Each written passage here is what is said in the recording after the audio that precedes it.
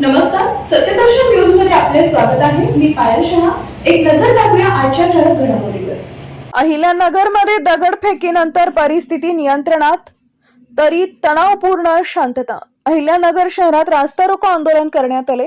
या आंदोलनादरम्यान दगडफेक झाली. त्यानंतर पोलिसांनी लाठीचार्ज केला. सध्या परिस्थिती नियंत्रणात असली तरी परिसरात तणावपूर्ण शांतता आहे. नगर छत्रपती संभाजीनगर महामार्गावर हे आंदोलन झालं. सकाळी कोतवाली पोलीस ठाण्याच्या हद्दीत रस्त्यावर काढलेल्या रांगोळीवरून मुस्लिम समाजानं आक्षेप घेतला होता. यावरून पुन्हा गुन्हा नोंदवून रांगोळी काढणाऱ्या व्यक्तीला अटक करण्यात आली होती.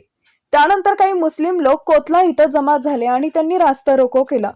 पोलिसांनी त्यांना निघून जाण्याची विनंती केली, परंतु ते ऐकत नव्हते. त्यातल्या काही लोकांनी दगडफेक सुरू केली. त्यानंतर पोलिसांनी बळाचा वापर करून जमावाला पांगवला आणि काही लोकांना ताब्यात घेतलं. पुढील कारवाई पोलीस करत आहेत. पोलिसांनी कोणत्याही अफवांवर विश्वास न ठेवण्याचं आवाहन केलं आहे. त्यातल्या काही लोकांनी जे आहे दगडफेक सुरू केली.